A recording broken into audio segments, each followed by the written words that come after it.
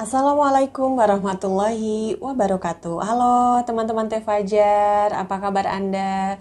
Salam rahayu bagi kita semua ya. Semoga kita selalu berada dalam lindungan Tuhan Yang Maha Esa. Selalu bersemangat dalam menjalani aktivitas serta rutinitas kita sehari-hari. Teman-teman, di video kali ini ya, Teh Fajar ingin cooling down dulu ya dari membahas masalah pasutri. Ini juga yang mau saya bahas juga pasutri juga sih, tapi lebih ke finansial ya.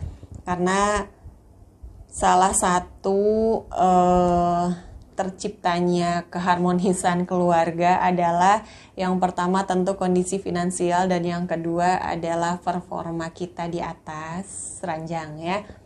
Oke teman-teman, kali ini Teh Fajar akan membahas mengenai kerezekian ya. Kenapa sih kita itu sulit rezekinya? Kok kayaknya sempit, kok kayaknya sulit gitu ya. Bahkan ada beberapa di antara kita yang berburuk sangka ya pada orang lain. Ini kayaknya gue kena guna-guna deh. Ini kayaknya ada yang iseng deh gitu ya. Padahal kita sendiri yang menutup rezeki kita gitu ya, bukan dari keisengan atau kejahilan orang lain ya. Coba introspeksi diri ya. Oke teman-teman, saya akan membahas ya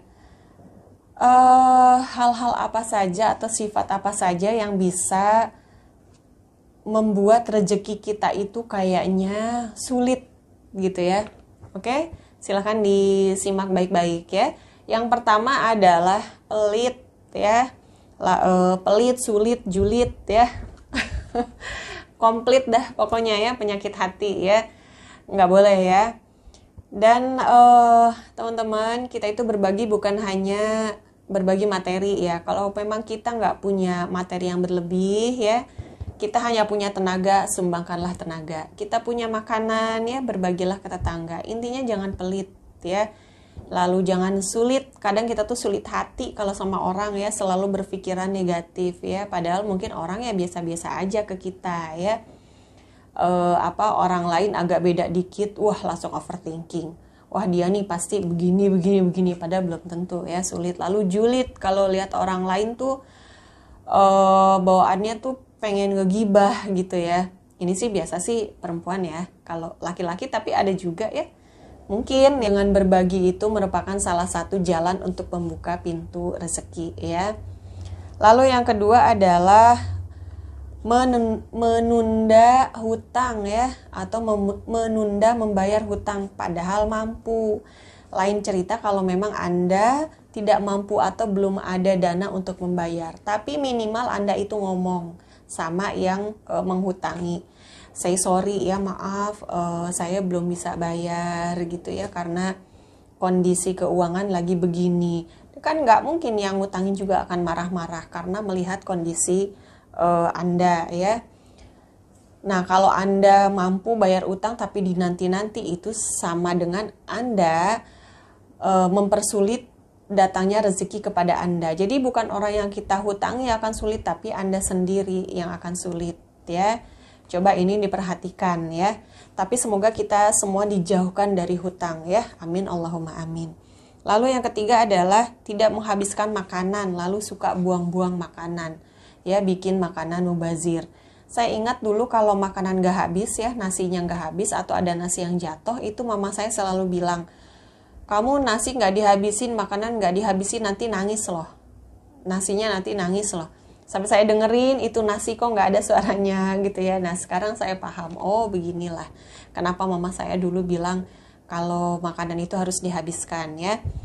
Jadi kalau ambil makanan itu sedikit aja dulu, kalau memang kurang nanti kan bisa nambah gitu ya. Sayang ya mubazir makanan, karena belinya pakai uang. Kalau belinya pakai daun sih nggak apa-apa ya, belinya pakai uang dan dimasaknya pakai tenaga ya. Jadi jangan buang-buang makanan ya. Lalu selanjutnya adalah rumah yang kotor dan berantakan. Nah itu tuh, rumah udah kotor, udah berantakan, itu percaya nggak? Itu bikin kita itu sumpek ya, bikin kayaknya itu bawaannya kita jadi males ya, dan akhirnya karena males ngapa-ngapain jadi rezekinya itu ya susah, ya orang kitanya nggak ngapa-ngapain, ya nggak. Apalagi kalau ditambah dengan bau, aduh, gimana malaikat pembawa rahmat mau masuk, gimana malaikat mau mendekati kita, ya. Rumah kita aja berantakan, kotor, bau. Jangankan malaikat, kita aja makhluk yang penuh dosa, kalau masuk ke rumah yang berantakan, rumah yang kotor itu rasanya males aja gitu ya, karena pikiran itu udah nggak enak lah, suasananya udah nggak enak ya. Jadi usahakan rumah Anda bersih, buang barang-barang yang sudah tidak perlu, lalu sampah keluarkan sebelum maghrib ya. Selanjutnya adalah bangun terlalu siang. Nih ya, udah ya mudah-mudahan sih sholat subuh ya. Cuma jangan bangun terlalu siang karena pagi itu adalah saat dimana kita beraktivitas ya, dimana kita keluar mencari nafkah ya untuk anak istri ya. Dan kalaupun memang ya ini lain cerita ya, kalau yang buat kerja malam pulang pagi gitu ya dan paginya dipakai untuk istirahat, itu beda kasus ya. Ini yang saya tekankan adalah yang suka bangun siang, yang tidurnya terlalu malam, yang bangunnya itu siang. Hati-hati Anda nanti kena diabetes ya, karena gula darah bisa naik pada saat Anda tidur di pagi hari ya. Jadi usahakan Anda bangun di pagi hari. Kalau nggak ada kerjaan mah ada terus ya, mau beres-beres kek, mau bersihin mandiin motor atau apa ya, yang penting pagi itu tidak tidur ya. Lalu selanjutnya adalah ini paling saya sebel nih, ini saya paling nggak suka adalah buang ludah sembarangan. Saya paling benci ya, yang suka buang ludah sembarangan di jalanan gitu, itu saya benci banget, jijik saya, wallahi saya kalau lihat orang begitu tuh jijik rasanya tuh, amit-amit gitu ya. Nah teman-teman, ini juga jangan, karena ini berhubungan dengan kerezekian Anda.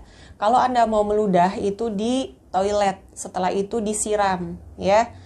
Jangan buang ludah sembarangan, apalagi di depan jendela atau di depan pintu pamali ya, nggak boleh ya.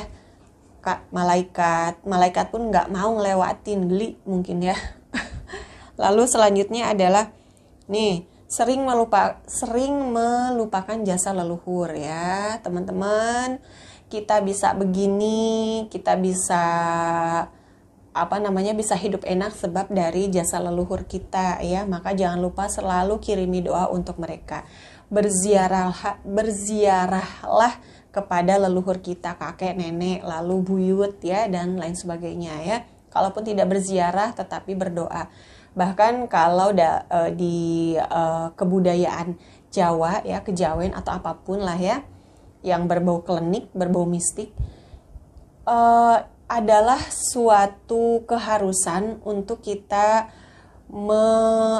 menziarahi para leluhur kita ya. Bahkan pada zaman dahulu itu diadakan sesaji untuk para leluhur kita. Ini adalah sebagai pengingat ini adalah sebagai pengingat dari jasa para leluhur kita. Tapi kalau kita mah nggak usah pakai sesaji belepotan. Tapi kita mah nggak usah ya bikin sesajian kayak gitu. Cukup kita berdoa ya, mintakan ampunan kepada Allah untuk para leluhur kita. Bahkan kalau teman-teman niatkan itu ya, teman-teman tahu namanya, tahu nasabnya, bintinya, itu lebih baik lagi ya.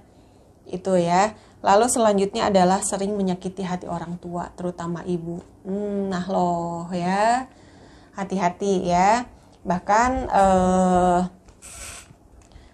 di satu kota ya, di satu daerah itu ada yang demi untuk kesuksesannya sampai mencuci kaki ibunya, lalu airnya dipakai untuk minum dan untuk membasuh muka ya, itu untuk membuka kerezekian anak.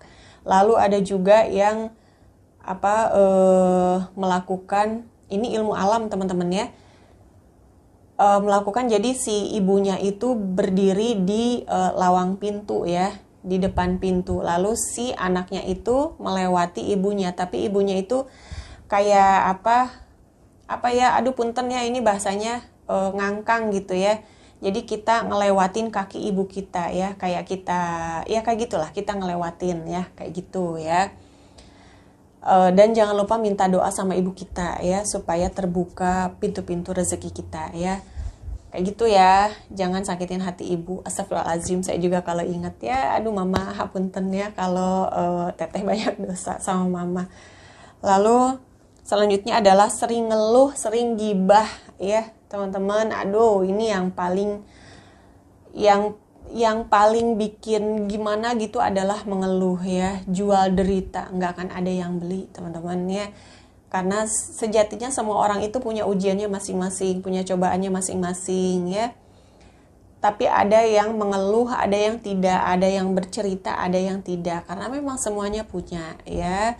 Jadi daripada mengeluh, energinya dihabiskan untuk mengeluh, lebih baik kita berusaha. Kita berdoa ya sama Allah, meminta kepada Allah supaya pintu-pintu rezeki kita dibuka ya. Dan jangan gibah ya, astagfirullahalazim. Ini juga sebagai suatu pengingat diri untuk saya ya. Kadang karena perempuan itu kalau udah ngumpul itu nggak jauh dari gibah ya.